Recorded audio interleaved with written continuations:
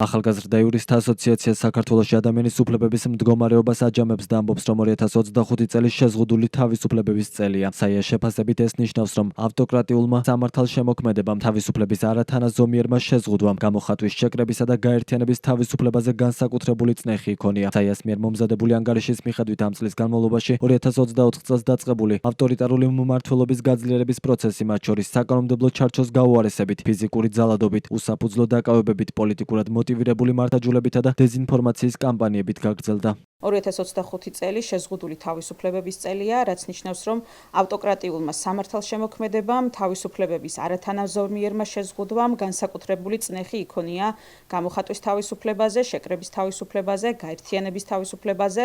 ეს ის უფლებებია, რომლებიც დემოკრატიის ფუნქციონირებას უწყობს ხელს და როდესაც ეს უფლებები იზღუდება, ეს გავლენას ახდენს, რა თქმა უნდა, სხვა უფლებრივ მდგომარეობაზეც, სხვა უფლებების თვალსაზრისით არსებულ ვითარებაზე. ანგარიშის მიხედვით ამ წლის განმავლობაში გაგრძელდა 2024 წელს დაწყებული ავტორიტარული მმართველობის გაძლიერების პროცესი, ადამიანის უფლებებისა და დემოკრატიისთვის ძირის მიზანმიმართული გამოთხრა სხვადასხვა მეთოდით, მათ შორის საკანონმდებლო ჩარჩოს გაუარესებით, ფიზიკური ძალადობით, უსაფუძვლო დაკავებებით, დაჯარიმებებით, პოლიტიკურად მოტივირებული სისხლის სამართლის მართლმსაჯულებით, დეზინფორმაციის კამპანიით. საია ამბობს, რომ რეპრესიების ერთ-ერთ მთავარ სამიზნეს გამოხატვის თავისუფლება წარმოადგენდა, რადგანაც გამოხატვის თავისუფლების მომწესრიგებელი საკანონმდებლო ბაზა მნიშვნელოვნად გაუარესდა. ანგარიშის მიხედვით ამ დროის განმავლობაში, მათ შორის მაუწყებლობისთვის უცხოური დაფინანსების მიღება აიკრძალა და სასამართლოში მედიის საქმიანობა შეიზღუდა. საია ყურადღებას ქვეყანაში შეკრების თავისუფლების მდგომარეობაზეც ამახვილებს. არასამთავრობო ორგანიზაციის შეფასებით, ქართულმა ოცნებამ ადმინისტრაციულ სამართალდარღვევათა კოდექსში, სისხლის სამართლის კოდექსში და შეკრებისა და მანიფესტაციების შესახებ კანონში არაერთი ადამიანის უფლებებთან შეუთავსებელი ცვლილება შეიტანა.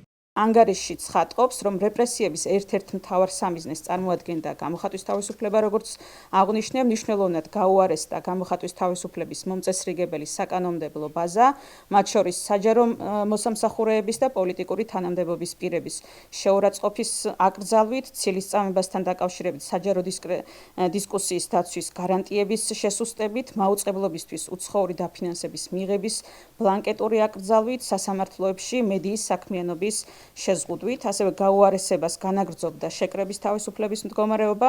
ქართულმა ოცნებამ არაერთი ადამიანის უფლებებთან შეუთავსებელი ცვლილებები შეიტანა, როგორც შეკრებებისა და მანიფესტაციების შესახებ კანონში, ასევე ადმინისტრაციულ სამართალდარღვევათა კოდექსში.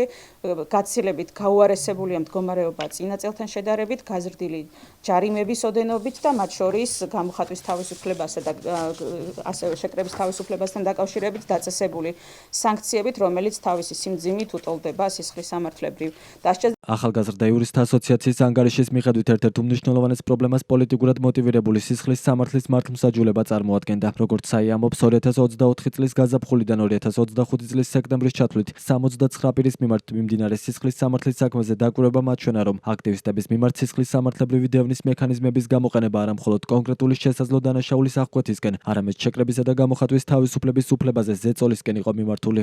ერთ-ერთ უმნიშვნელოვანეს პრობლემას წარმოადგენდა ასევე პოლიტიკურად მოტივირებული სისხლის სამართლის მართლმსაჯულება. 2024 წლის გაზაფხულიდან 2025 წლის სექტემბრის ჩათვლით 69 პირის მიმართ მიმდინარე საქმეზე სისხლის სამართლის საქმეებზე პირველი ინსტანციის სასამართლოებში დაკვირვებამ, რომელსაც ჩვენი ორგანიზაცია ახორციელებდა, აჩვენა, რომ აქტივისტების მიმართ სისხლის სამართლებრივი დევნის მექანიზმების გამოყენება მიმართულია არა მხოლოდ კონკრეტული შესაძლო დანაშაულის აღკვეთისკენ, არამედ შეკრებისა და გამოხატვის თავისუფლების უფლებაზე ზეწოლისკენ.